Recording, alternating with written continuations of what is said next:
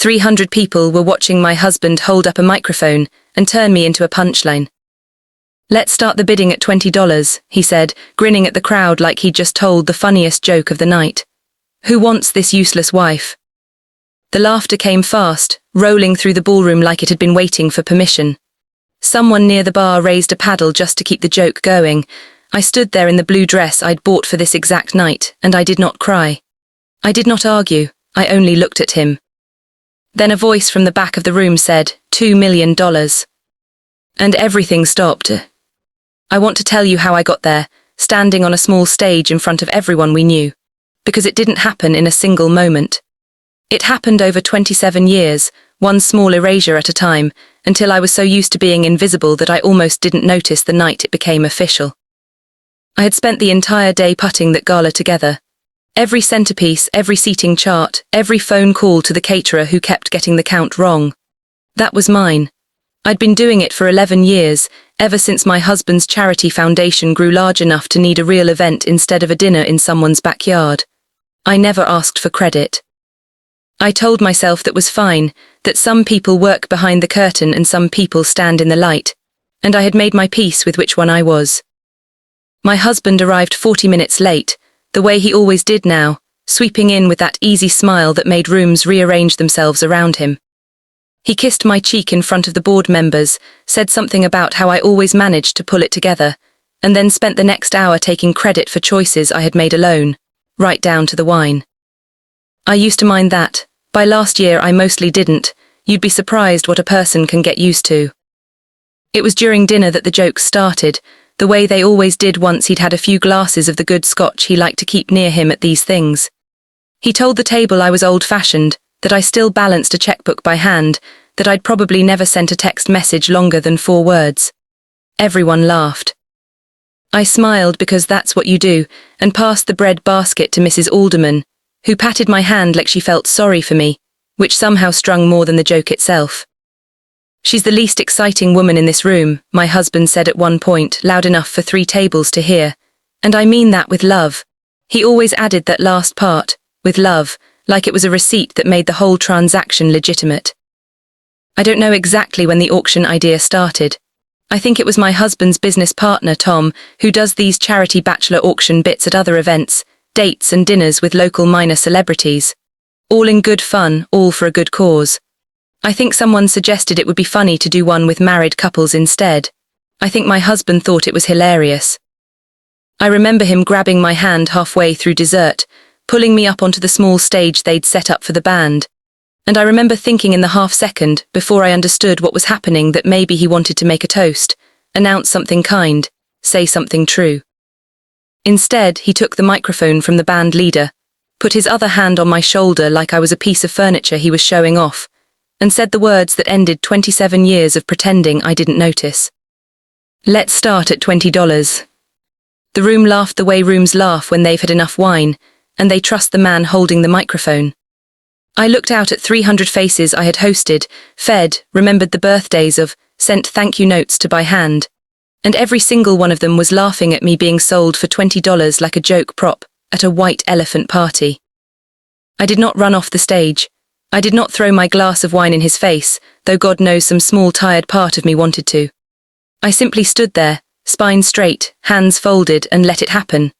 Because I had learned a long time ago that dignity is the one thing a room full of laughing people cannot take from you unless you hand it to them yourself. Someone near the back raised a paddle as a joke. $20, they called out, and a few more people laughed. And then the room went quiet all at once, the way a room does when something real interrupts something fake. $2 million. The voice came from the back, calm, unhurried, the kind of voice that has never once needed to be loud to be heard. Every head in that ballroom turned at the same time. My husband's hand slid off my shoulder like it had gone cold. I searched the crowd and found him standing near the entrance, a tall man in a grey suit I did not recognize, watching me with an expression I couldn't yet read. Not pity, not amusement. Something closer to reverence, which confused me more than anything else that had happened all night. I had never seen him before in my life. My husband laughed a short, nervous sound and said something about a generous donor, but nobody was listening to him anymore. The man in grey had already begun walking toward the stage, unhurried, the whole room parting around him like he was the only person in it who mattered. And for reasons I couldn't explain, I felt my heart begin to pound. Not with fear, but with the strange, sudden sense that my life was about to change. He stopped a few feet from the stage and looked at me the way you'd look at something you'd been searching for a very long time. Up close, he was older than I'd first thought, maybe 60, with grey at his temples, and the kind of quiet stillness that made everyone around him seem too loud by comparison. He didn't look at my husband at all. He looked only at me. "My name is Daniel Whitmore," he said, and I heard a small collective intake of breath ripple through the crowd behind me, because apparently that name meant something to everyone in the room except me. "I hope you'll forgive the interruption." My husband recovered his voice first, stepping forward with his hand extended and that salesman's smile snapping back into place like a light switch. "Daniel Whitmore, of course, we're honored. We didn't know you'd be joining us tonight. Your generosity toward the foundation is—" "I didn't come for your foundation," Daniel said. His voice was still calm, still even, but something in it made my husband's hand drop back to his side without being shaken. "I came because I heard your wife would be here." The room had gone so quiet I could hear the ice shifting in someone's glass 3 tables away. My husband laughed again, that same nervous sound, and glanced at me like he expected me to explain this, to produce some story that made sense of a strange man offering $2 million for a joke he himself had started. "I'm sorry, have you two met? Angela, do you know Mr. Whitmore?" "No," I said, because it was true, and because I had never once in 27 years given my husband a reason to doubt my word, and I wasn't about to start in front of 300 people. Daniel turned to me then, and something in his face softened the way a person's face softens when they finally arrive somewhere after a very long drive. "Mrs. Simmons, I know this must feel strange. I promise you it isn't what it looks like." He paused, glanced once at the microphone still dangling from my husband's hand, and then back at me. "Would you allow me to take you to dinner tomorrow evening? I have something I need to tell you, and it isn't the kind of thing that belongs in a room like this." I should have said no. Every instinct I'd spent decades training told me to say no, to smooth this over, to protect my husband's evening even after what he'd just done to me on that stage. But I looked at Daniel Whitmore's face, and I saw something there I hadn't seen directed at me in longer than I could remember. Not pity, not amusement, not the mild, tolerant affection my husband offered me on his better days. I saw respect, plain and unembarrassed. "All right," I said, "tomorrow evening." The whispers started before we'd even stepped off the stage. I could hear fragments of it as my husband guided me back to our table with a hand pressed too firmly against my back. "Who is that? Do you know him? $2 million for her." I understood distantly that I had just become the most interesting thing to happen at one of my husband's galas in 11 years, and not for any reason he would have chosen. He waited until we were in the car before he asked the question I could feel building in him. "Do you know him?" His voice was tight, careful, a man trying very hard to sound like he wasn't worried. "No, Gregory, I told you the truth in there, I've never met him." $2 million, Angela, for a joke. That's not normal, that's not, people don't do that. He gripped the steering wheel like it owed him an explanation. "What did you do, run into him at the pharmacy, the grocery store, something?" "I have no idea who he is," I said again, and I meant it. He didn't believe me. I could tell by the way he went quiet for the rest of the drive, and by the way, once we were home, he disappeared into his study instead of coming up to bed. I lay awake a long time that night, replaying the sound of that voice from the back of the room. $2 million, and trying to place it somewhere in my memory. It wasn't there. I had genuinely never met the man. Daniel chose a small restaurant I'd never heard of, tucked into a quiet street away from the places my husband and I usually went. The kind of place where the tables sat far enough apart that conversations stayed private. He stood when I walked in, which almost nobody did anymore, and pulled out my chair before the host could reach it. For a long moment after we'd ordered, he didn't speak. He just looked at me across the candlelight with an expression I still didn't have a name for. "I want to apologize for last night," he finally said. "I know it must have looked theatrical. That wasn't my intention. I've simply been trying to find you for a long time, and when I saw what your husband was doing, I couldn't stand by and watch it happen." "You still haven't told me how you know me," I said. "I've gone over every year of my life since dinner, and I can't find you in any of them." "You wouldn't remember me," he said, "but I think if I tell you the story, you might remember someone else." He took a slow breath, the way people do when they're about to say something they've rehearsed for years. 30 years ago, you were a young elementary school teacher. Do you remember a rainy afternoon sometime in the fall when you found a teenage girl crying outside the bus station downtown? Something moved in my chest, a door creaking open on a room I hadn't visited in decades. There was a girl, I said slowly. 15, maybe 16, she was soaked through, I almost didn't stop. I had papers to grade, I was exhausted. It was pouring rain, but she looked so frightened. I could see her now more clearly than I'd expected to, huddled under the bus station awning in a jacket too thin for the weather. I bought her dinner, I remember that, some diner a few blocks away. Her name was Rachel, Daniel said, and his voice caught just barely on the name. Rachel Whitmore, she was my younger sister. I set down my fork. The restaurant seemed to go very quiet around us. She'd run away from our stepfather's house, Daniel continued.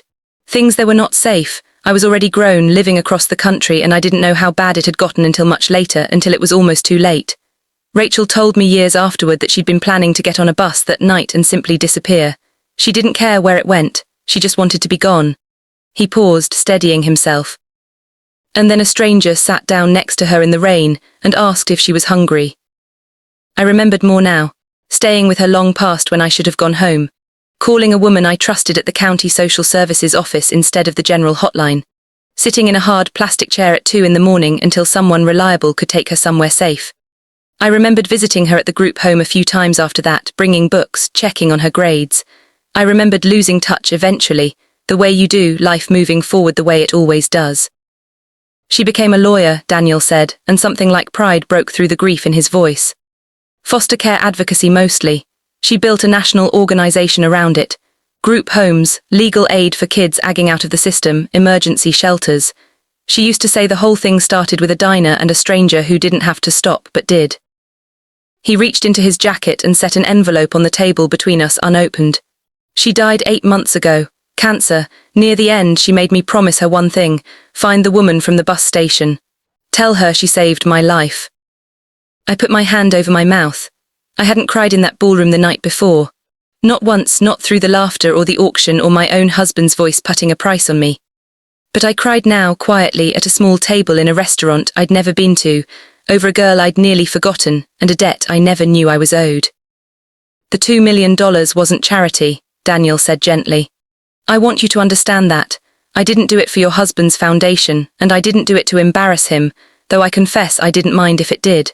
I did it because for 30 years everyone in your life has decided what you were worth without ever really looking at you. I wanted just once for a room full of people to see the truth of it.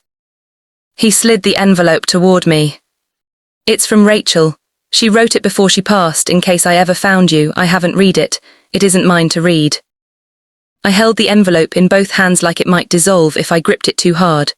And I understood, sitting there with the candle burning low, and the rain starting again against the restaurant windows, that whatever was inside, it was going to change the shape of my life. I just didn't yet know how much. I opened the envelope alone in the guest room where I'd taken to sleeping since the night of the gala.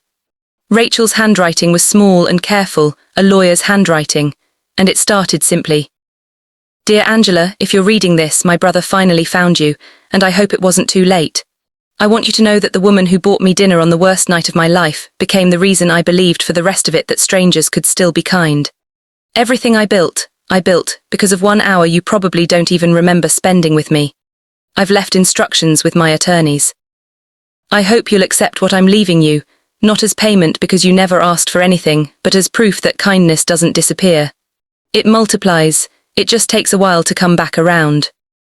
Attached to the letter were legal documents I had to read twice to understand.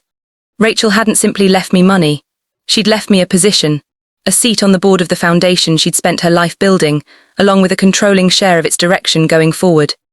Leadership, purpose, a say in where hundreds of thousands of dollars went every year towards shelters and legal aid and scholarships for kids like the girl I'd once bought a diner dinner. The video went viral within days. I don't know who filmed it. Some guest with a phone, probably capturing the auction the way people capture everything now. By Thursday, the clip of my husband holding that microphone, grinning, saying, "Let's start the bidding at $20, had been watched millions of times. The captions people added were not kind to him. A late-night host mentioned it in his monologue. A women's advocacy account reposted it with the caption, This is what casual cruelty looks like when it's dressed in a tuxedo. Sponsors began calling the company.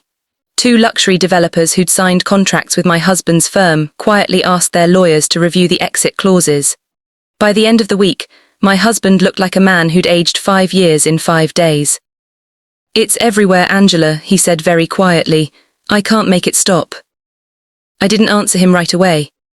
I thought about Rachel's letter upstairs, about the strange, quiet power of one honest hour spent with a frightened stranger, and about how differently things might have gone for my husband if he'd ever once in 27 years wondered what I did with mine.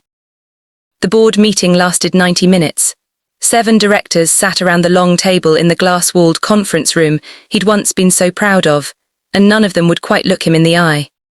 The company had lost enough projected value that my husband stopped mentioning numbers to me at all. He came to me with a television offer in his hand, a morning show that wanted us both to sit together and set the record straight. He'd already told the producer yes. He asked me to just be there to smile, to tell people it was a joke between us, that I hadn't been hurt, that we were fine. I looked at him for a long moment before I answered. "I won't lie for anyone anymore, Gregory, not even you." I called Daniel later that week, not about the interview, but about the envelope, about Rachel's letter, about the strange new weight of responsibility I didn't yet know how to carry. He didn't try to talk me into anything.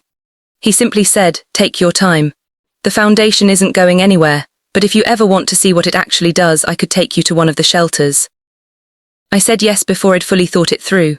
The shelter was smaller than I expected, a converted apartment building on the edge of town with cheerful curtains someone had clearly chosen on purpose, trying to make temporary feel less like an emergency. That was where I met Lena Brooks. She was maybe 28, sitting on a bench with a boy of about 4 asleep against her shoulder, and a girl a little older colouring quietly beside her. She had the specific exhaustion I recognized instantly, the kind that isn't about being tired so much as about having spent every ounce of yourself keeping 2 small people fed and warm, and unaware of how close to the edge things really were. I sat down next to her. I didn't ask her story right away. I just asked if the children had eaten, and when she said not since breakfast, I walked to the corner store myself and came back with sandwiches and juice boxes and sat with them while they ate. The way I once sat in a diner booth with a frightened 15-year-old and let her decide in her own time how much she wanted to tell me. The invitation to Rachel's Foundation Gala arrived in a cream envelope with my name on it in gold lettering. And beneath my name, a line I had to read 3 times before I believed it. Keynote speaker, Angela Simmons. I called Daniel immediately, half convinced it was a mistake. "It isn't a mistake," he said, and I could hear the smile in his voice. The board voted unanimously. They want the founder's story told by the person who started it, whether she remembers starting it or not. I nearly said no. Standing in front of a crowd had never been the part I wanted. I had spent a lifetime being useful from the edges of rooms, not the center of them. But I thought of Lena, now 6 months into her certification course, sending me photos of her daughter's school project with a joy in her texts I hadn't seen in her voice the day we met. I thought of Rachel's letter still folded in my dresser drawer. Kindness doesn't disappear. It just takes a while to come back around. I said yes. The night of the gala, I dressed alone in my own apartment, the small one I'd moved into 6 weeks after telling my husband I needed space to think. I chose a deep green dress, nothing like the blue one from that other ballroom a lifetime ago. I did my own hair, and I did not once check my phone to see whether anyone approved. This time when I walked into a room full of 300 people, I wasn't seated beside a husband holding a microphone like a weapon. I was walking toward a stage where my name was already printed on the program. Daniel met me near the entrance, offered his arm, and walked me in the way an old friend walks you into a room you're nervous about, steady and unhurried. "You don't have to say much," he told me. "Just tell them the truth. That's all Rachel ever wanted anyone to do." When they called my name, I walked up without shaking, though my heart was pounding the entire way. I looked out at the crowd, foundation donors, former board members. A scattering of faces I recognized from the shelters we now funded across 4 states. And I told them about a rainy afternoon outside a bus station, about a diner booth and a frightened girl I'd nearly walked past because I had papers to grade. I told them I hadn't thought of it as anything remarkable at the time. I told them that was now I believed exactly the point, that the kindnesses which change lives rarely announce themselves as important while they're happening. Then the lights dimmed and a screen behind me came alive with faces. A woman in her 40s, a former foster child, spoke about a scholarship that let her become a nurse. A man in his 60s, a veteran I'd helped with his benefits paperwork, spoke about the office he'd almost given up trying to find. A teacher I hadn't seen in 15 years described the granola bars in my desk drawer, tears running freely down her face. Lena appeared last, her daughter beside her, saying simply, "She sat with us. That's all. She just sat with us until it didn't feel impossible anymore." I looked out into the dark of the audience and found my husband sitting near the back, alone in a seat he must have requested quietly without fanfare, without expecting to be noticed. He wasn't smiling the way he smiled for cameras. He was simply watching, very still, the way I had once been still on a stage he built for me. After the ceremony, he found me near the coat check. He didn't try to charm his way into the moment the way he once would have. "I watched all of it," he said. "The video tonight, all of it. 27 years, Angela, and I never once asked you what you did on your Tuesday afternoons."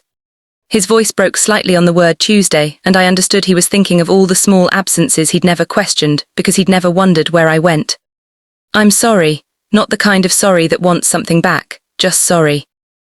I stood beside someone extraordinary for almost 3 decades, and I never once looked up long enough to see her. I believed him. That was perhaps the strangest part of the whole evening, that after everything I could still recognize the difference between a performance and a genuine reckoning. And this, finally, was the latter.